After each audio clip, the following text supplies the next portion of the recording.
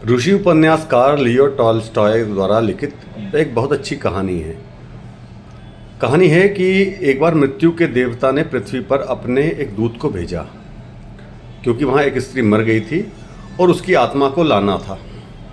आदेश पाकर दूत आया, लेकिन वो बहुत चिंता में पड़ गया, क्योंकि उसने देखा कि 3 छोटी छोटी जुड़वा बच्चियाँ अभी भी उस मृत शरीर के साथ चिपकी हुई हैं, और उसमें से एक तो अभी उसका दूध ही पी रही, जबकि वो मर चुकी है।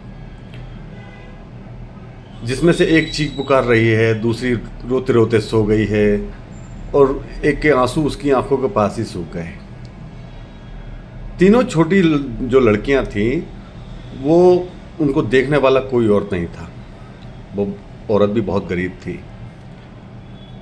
तो मृत्यु का देवता का जो दूत था, जिसे हम यमदूत भी कह सकते हैं, यमदूत इसको देख के बड़ा चिंता में पड़ गया कि ये स्त्री मर गई, अगर मैं भी इसकी आत्मा को लेके चला गया, पति पहले मर चुका है, परिवार में कोई है नहीं है, ऐसे में 3 छोटी बच्चियों का क्या होगा।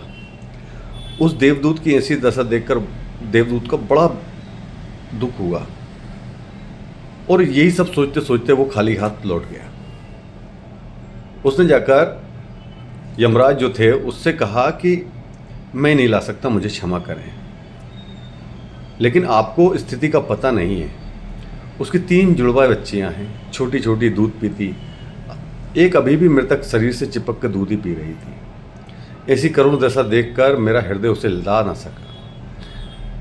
क्या यह नहीं हो सकता कि इस स्त्री को कुछ दिन और जीवन दे दिया जाए?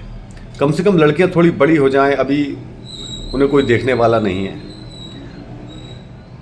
यमराज ने कहा कि तू समझदार हो गया है, जिसकी जब मर्जी होगी उसी समय मौत होगी। जीवन या मृत्यु देना वो हमारे हाथ में नहीं है, वो जो लिखा है वही होगा। अब चूंकि तुझे जो काम सौंपा गया था तूने वो नहीं किया, इसलिए तुझे पाप मिला और इसकी तुझे सज़ा भुगतनी होगी। और सज़ा क्या है कि तुझे पृथ्वी पर जाकर रहना होगा। और ये सज़ा पूरी कब होगी? जब तू अपनी 3 गलतियों पर स्वयं नहीं हंस लेता, तब तक तेरी सजा चलती रहेगी। इसे फिर से समझना है। 3 बार हंस लेना अपनी गलती पर या मूर्खता पर, क्योंकि दूसरों की मूर्खता पर तो अहंकार हंसता है। जब तुम अपनी मूर्खता पर हंसते हो, तब अहंकार खुद को समझदार मानने का भ्रम टूट जाता है। देवदूत को लगा कि नहीं, मैं तो सही हूं, इसलिए वह दंड भोगने के लिए राजी हो गया, क्योंकि वो जानता था कि खुद पर हंसने का मौका भला कैसे आएगा। संसार में कौन होगा जिसको अपनी गलती महसूस होगी और वो उस मूर्खता या गलती पर हंसेगा। खैर, इसके बाद उसे जमीन पर फेंक दिया गया। क्योंकि उस समय सर्दियों के दिन थे, करीब आ रहे थे।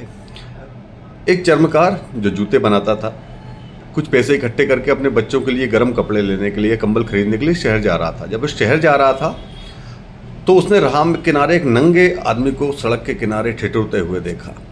वह नंगा आदमी वही देवदूत था जो दंड भोगने के लिए पृथ्वी पर फेंका गया था। उसे इस तरह ठंड से ठिठुरते देखकर उस चर्मकार को दया आ गई, और बजाय अपने बच्चों के कपड़े खरीदने के, उसने इस आदमी के लिए कंबल और कपड़े खरीद लिए। क्योंकि वो देवदूत था, दंड स्वरूप उसे धरती पर फेंका गया था, इसलिए उस आदमी के पास खाने पीने के कुछ भी नहीं था और रहने के लिए घर भी ना था। उस चर्मकार ने कहा कि अब तुम मेरे साथ ही आ जाओ, लेकिन मेरी पत्नी नाराज हो तो, जो कि 100% होना ही है, क्योंकि बच्चों के लिए कपड़े खरीदने लाया था पैसे, और वो तुम पे खर्च हो गए। इसलिए अगर वह नाराज हो, चिल्लाए, तो तुम परेशान मत होना, क्योंकि थोड़े दिन में सब ठीक हो जाएगा। इसके बाद देवदूत को लेकर जब चर्मकार घर लौटा, तो चर्मकार को क्या पता था, या उसकी पत्नी को क्या पता था कि घर में देवदूत आ रहा है, और ना उसकी पत्नी को। इसलिए जैसे ही देवदूत को लेकर चर्मकार घर पहुंचा, उसकी पत्नी गुस्से से पागल हो गई। बहुत नाराज हुई, चीखी, चिल्लाई, गालियां दी कि पहले ही तो हमारे खाने के लाले पड़े हुए हैं और तुम एक और मुस्टंडे को घर ले आए, अगर देसी भाषा में कहें तो। ये देखकर देवदूत पहली बार हंसा। उसे हंसते देख चर्मकार ने पूछा, क्यों हंस रहे हो, क्या बात है?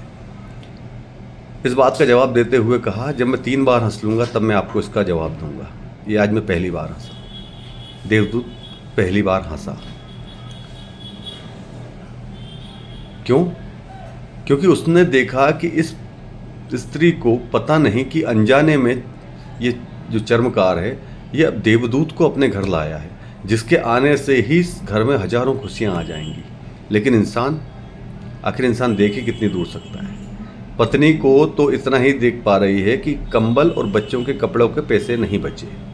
जो खो गया है वह उसी को देख रही है। जो मिला है या जो मिलने वाला है उसका उसको अंदाजा भी नहीं है।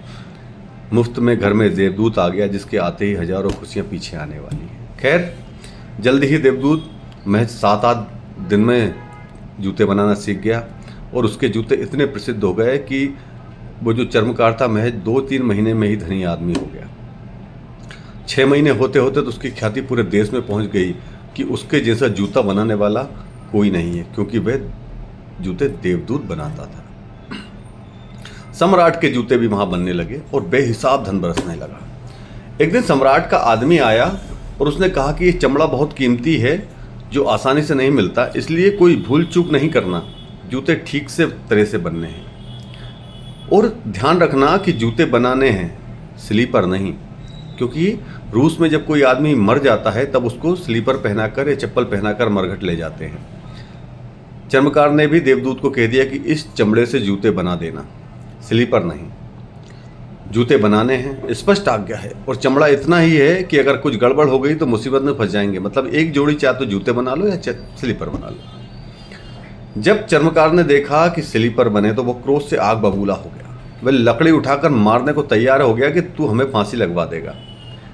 जब तुझे बार बार कहा था कि स्लीपर नहीं बनाने हैं, तूने स्लीपर क्यों बनाए? परिस्थिति देखकर देवदूत खिलखिलाकर हंसा। तभी एक आदमी सम्राट के घर से भागा भागा हुआ आया और उसने कहा कि उस चमड़े से जूते नहीं बनाने हैं, स्लीपर बनाना है, क्योंकि सम्राट की मृत्यु हो गई है। असल में भविष्य अज्ञात है, सिवाय उसके और किसी को ज्ञात नहीं, और आदमी तो अतीत के आधार पर निर्णय लेता है। जब सम्राट जिंदा था तो उसे जूते चाहिए थे, अब मर गया तो स्लीपर चाहिए। ये देखकर चर्मकार उसके पैर पकड़कर माफ़ी मांगने लगा कि मुझे माफ़ कर दो, मैंने तुम्हें मारा। पर उसने कहा कोई बात नहीं, मैं अपना दंड भोग रहा हूँ। तभी उसको याद आया चर्मकार को कि तू हंसा। चर्मकार ने फिर पूछा